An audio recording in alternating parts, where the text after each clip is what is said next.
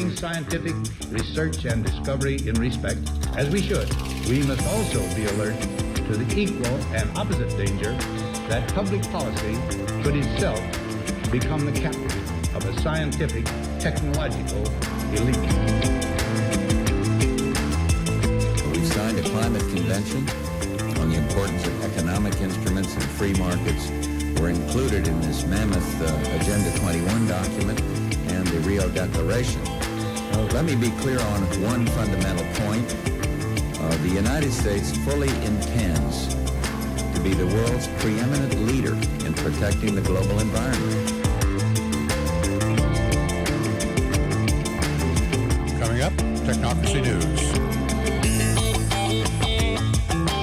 And greetings from Technocracy News and Trends. Patrick Wood here, Editor-in-Chief. And while you have a little bit of leisure time on your hands, perhaps the first thing that you want to do, if you own a Ring doorbell, is to change the password on your Wi-Fi within your house as soon as possible. And yes, there's been another security breach. This one will affect a lot of people, potentially, across America. I wrote at the top of this article, Ring says the vulnerability was fixed in September, but it did not report the problem until now. That was yesterday. Wouldn't you think Ring owners would have wanted to be notified immediately upon discovery so that they could at least change passwords on their Wi-Fi routers? Technocracy News has said many times that big tech technocrats barely treat security even as an afterthought. Getting products to market is far more important than consumer security and safety. And here is exactly what this very short report reveals.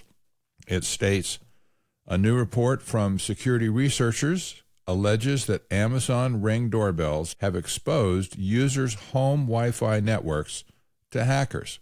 TechCrunch reports that security researchers at Bitdefender have claimed that Amazon Ring doorbells were sending users' Wi-Fi passwords in clear text as the doorbell joins the home network. This would allow hackers to intercept the Wi-Fi password and gain access to the user's local network. Bitdefender stated, quote, when first configuring the device, the smartphone app must send the wireless network credentials. This takes place in an unsecure manner through an unprotected access point. Once the network is up, the app connects to it automatically, queries the device, then sends the credentials to the local network. All of this happens over an unencrypted connection that exposes the Wi-Fi password being sent over the air. The vulnerability was reported fixed by Amazon in September, but the vulnerability was only recently disclosed. A Ring spokesman provided the following statement, quote, customer trust is important to us as we take the security of our devices seriously. We rolled out an automatic security update addressing this issue, and it's since been patched. This is yet another vulnerability recently discovered in smart home devices. A team of researchers from Tokyo's University of Electrocommunications and the University of Michigan recently claimed to have discovered a way to hijack voice-enabled devices by shining a laser at the microphone of the devices. It gets pretty crazy. But you get the point. Ring camera dropped the ball on this one. I don't know how hard it would be for any skilled technical programmer to figure out that sending a password over Wi-Fi that is not encrypted is just not acceptable. That's a very crazy error that never should have happened in the first place, but it did. So, moral of that story is change your password as soon as you can, just in case. You never know. The second article has to do with Google again, and Google has been busted in a sense of secretly gathering health data on millions of Americans. And personally, this article is rather disturbing. I wrote at the top of this, whatever happened to patient privacy and the Health Insurance Portability and Accountability Act, that's affectionately called HIPAA, passed by Congress in 1996. Technocrats at Google do what they want in total disregard for the law. Although Google and other technocrat big tech companies have been busted dozens of times by government bodies at all levels, they patently and routinely ignore legal, ethical, and moral restraints. Do you trust Google with 100% of your health records under its control? Do you think that Google would not use such data in other divisions of the company unrelated to healthcare? Google is engaged in one of the U.S.'s largest healthcare systems on a project to collect and crunch the detailed personal health information of millions of people across 21 states. The initiative, codenamed Project Nightingale, appears to be the biggest effort yet by a Silicon Valley giant to gain a toehold in the healthcare industry through the handling of patients' medical data. Amazon.com, Apple, and Microsoft are also aggressively pushing into healthcare, though they haven't yet struck deals of this scope. Google began Project Nightingale in secret last year with St. Louis-based Ascension, a Catholic chain of 2,600 hospitals, doctors' offices, and other facilities, with the data sharing accelerating since summer, according to internal documents. The data involved in the initiative encompasses lab results, doctor diagnosis, and hospitalization records, among other categories, and amounts to a complete health history, including patient names and dates of birth. So there you go. A secret program launched by Google in conjunction with Ascension, who owns a chain of 2,600 hospitals and doctors' offices, have transferred data to Google that includes your complete health record as well as your name and your date of birth for identification. The article continues, the tech giant is teaming with Ascension on an ambitious project to crunch patient data for treatment and administrative purposes. Neither patients nor doctors have been notified. Stop right there. Neither patients nor doctors have been notified. This is what HIPAA is all about, is it not? That the transfer of a patient's data cannot happen without their specific permission. It continues, at least 150 Google employees already have access to much of the data on tens of millions of patients, according to a person familiar with the matter and the documents. In a news release issued after Wall Street Journal reported on Project Nightingale on Monday, the company said the initiative is compliant with federal health law and includes robust protections for patient data. I'd like to see what those protections are, by the way. Some Ascension employees have raised questions about the way data is being collected and shared, both from a technological and ethical perspective, according to the people familiar with the project. But privacy experts said it appeared to be permissible under federal law. That law, the Health Insurance Portability and Accountability Act of 1996, generally allows hospitals to share data with business partners without telling patients, as long as the information is used only to help the covered entity carry out its healthcare functions. Google, in this case, is using the data in part to design new software underpinned by advanced artificial intelligence and machine learning that zeroes in on individual patients to suggest changes to their care. Staffers across Alphabet, Google's parent, have access to the patient information, internal documents show, including some employees of Google Brain, a research science division credited with some of the company's biggest breakthroughs. Google Cloud president said the company's goal for healthcare is centered on, quote, ultimately improving outcomes, reducing costs, and saving lives.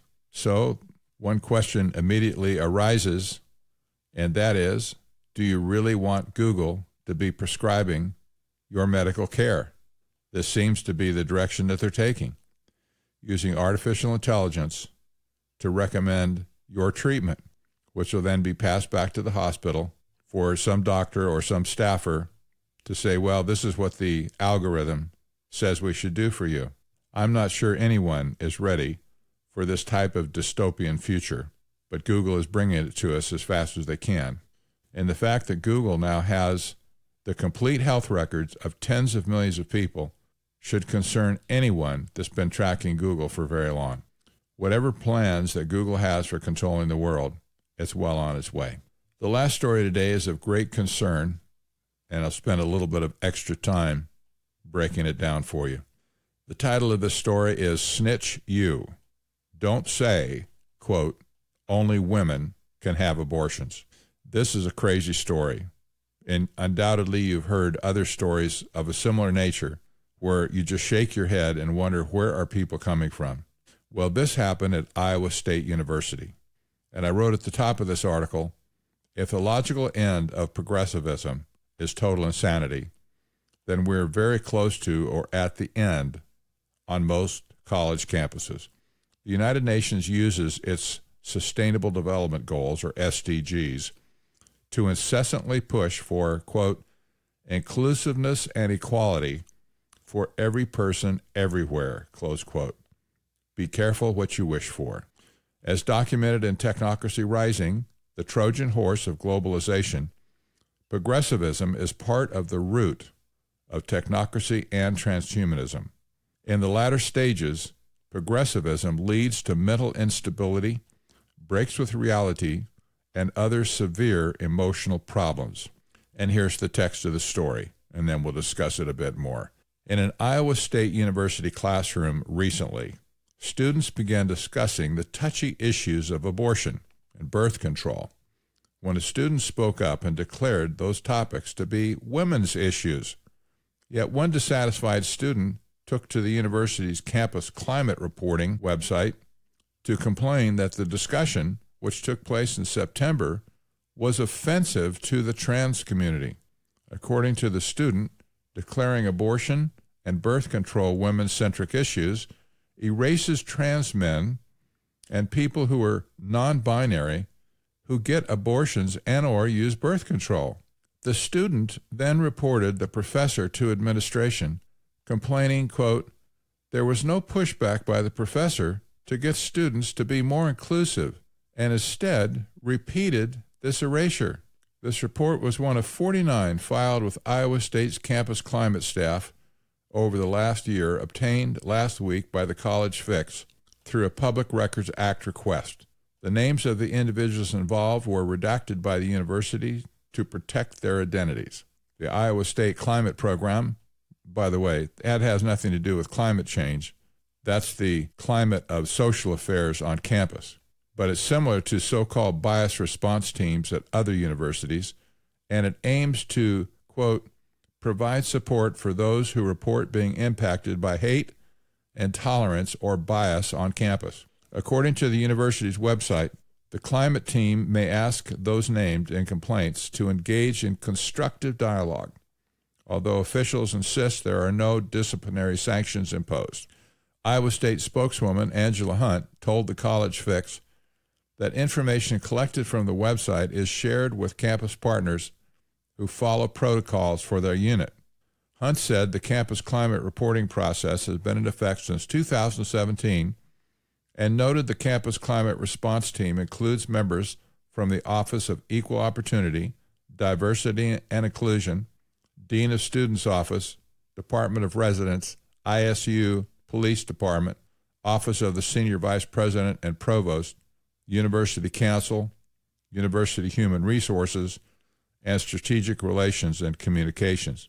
Reports through this website are referred to the appropriate partner who will determine what, if any, next steps will be taken by their administrative unit, Hunt said in an email to the Fix.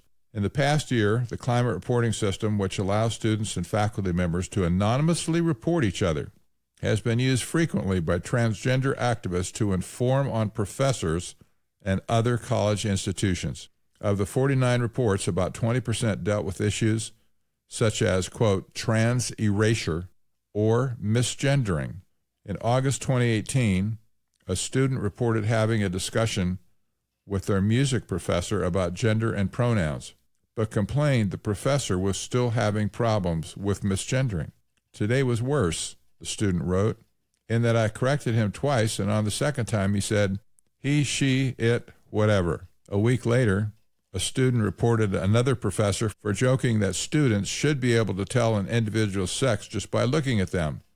He then made a face expressing uneasiness, the student wrote. In another complaint, a student last fall visited Thielen Psychiatric Services on campus, and while filling out the paperwork, noticed only women were asked when they had their last menstrual cycle.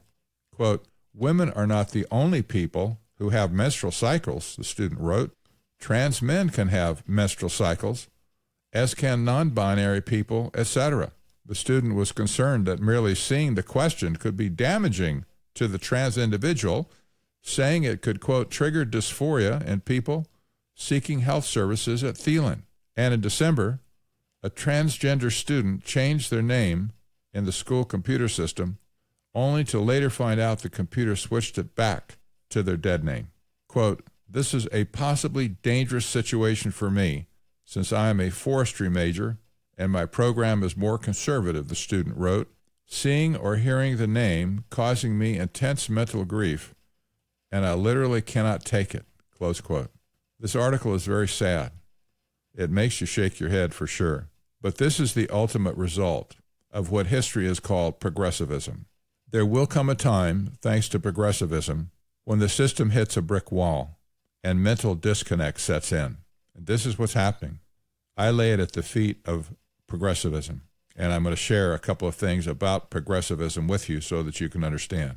And just to take care of any charges of bias, pulling from sources that are hostile towards this, I'll pull this information from Wikipedia.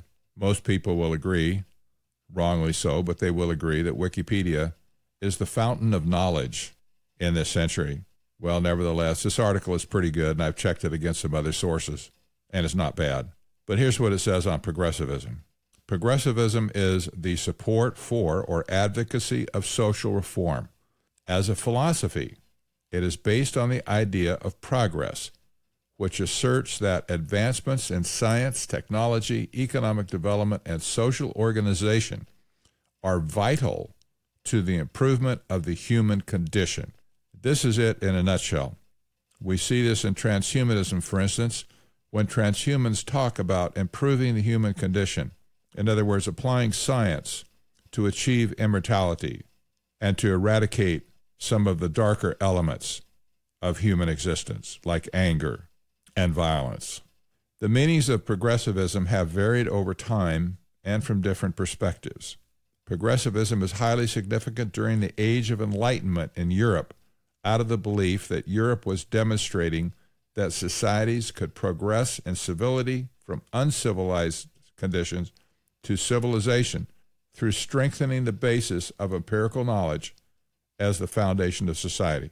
Figures of the Enlightenment believed that progress had universal application to all societies and that these ideas would spread across the world from Europe. In the modern era, a movement that identifies as progressive is a social or political movement that aims to represent the interests of ordinary people through political change and the support of government actions.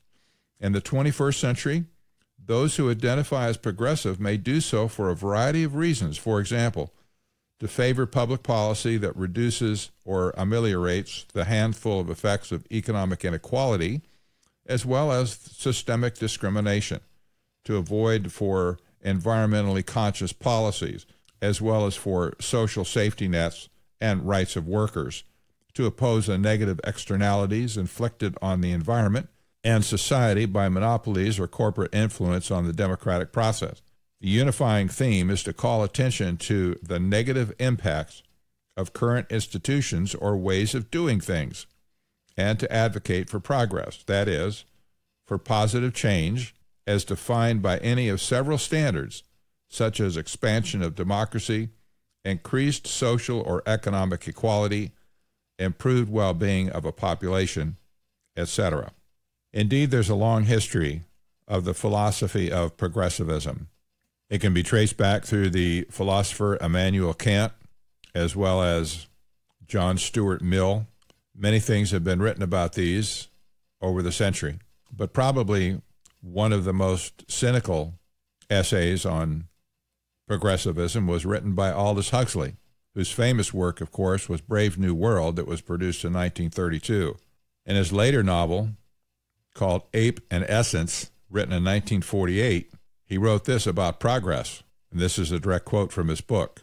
The theory that you can get something for nothing, the theory that you can gain in one field without paying for your gain in another, the theory that you alone understand the meaning of history, the theory that you know what's going to happen 50 years from now, the theory that in the teeth of all experience, you can foresee all the consequences of your present actions, the theory that utopia lies just ahead, and that since ideal ends justify the most abominable means, it is your privilege and duty to rob, swindle, torture, enslave, and murder all those who, in your opinion, which is by definition infallible, obstruct the onward march to the earthly paradise. Remember the phrase of Karl Marx's "force is the midwife of progress." He might have added, but of course Belial didn't want to let the cat out of the bag at that early stage of the proceedings, that progress is the midwife of force, doubly the midwife. For the fact of technological progress provides people with the instruments of ever more indiscriminate destruction, while the myth of political and moral progress serves as the excuse for using those means to the very limit. I tell you, my dear sir, an undevout historian is mad. The longer you study modern history, the more evidence you find of Belial's guiding hand. And of course, Huxley's reference to Belial here is the devil or evil. So progressivism has always been closely related to the concept of utopia. That is, the people who adopt a progressive stance are hoping that utopia is just around the corner. And of course, one of the big problems is it's always just around the corner. It never arrives. Of course, it can't arrive because it's not there, but they don't know that. And so whatever somebody's ideal of utopia is, whether it be economic or political or social or sexual, it's always just around the corner. Progressivism eventually runs out of things to be progressive about. Improving the human condition, if possible at all, would take a long period of time. So when progressives run out of things to do in the short term, waiting for those other changes to take place, they simply have to dream up new things, put the label of progressive on top of them, and say this is what we're going to do to change the human condition. So the things that are currently surfacing, like this article, "Don't Say Only Women Can Have Abortions," this is simply an expression of people who have run out of things to say and do that would demonstrate how great their progressive efforts are. So they simply invent something, claim it is true, and then try to browbeat everybody else into believing their progress. Well, there might be some Darwinianism wrapped into this, I suppose, because if Darwin was correct, which I do not believe he was, but if he was, it would take an awfully long time before men could have abortions as women. But if people only make that claim today, that someone other than a woman can have an abortion, that trans males can have menstrual cycles, well, to them, this is perfectly normal. To everybody else, they're still scratching their head. But it's written off in the name of progress, but it has no basis in fact. This condition is spreading, not only in America, but around the world. And it's not only in this area. We see the same kind of mentality taking place with climate change protests around the world, where people are claiming that the world is going to be completely destroyed in 12 years. Well, this isn't going to happen. It hasn't happened so far, and it's been predicted now for several decades that destruction is just around the corner. It hasn't happened and it won't. But to these progressives who claim that it will, to them it's very real. To them it's very personal. To them it's progress. They're changing the social condition. They're changing the human condition, and they can't see themselves as wrong. Well, this is definitely food for thought about the state of the world. Progressivism in the end, in any form that it takes, always ends up hitting a brick wall in the end. And when more natural things cannot be pointed to as progress, then people just tend to start to invent things. Let's just cook up some new ideas for progress. We'll call it progress, and we'll make a cause out of it, and we'll move ahead. I'm Patrick Wood for Technocracy News and Trends.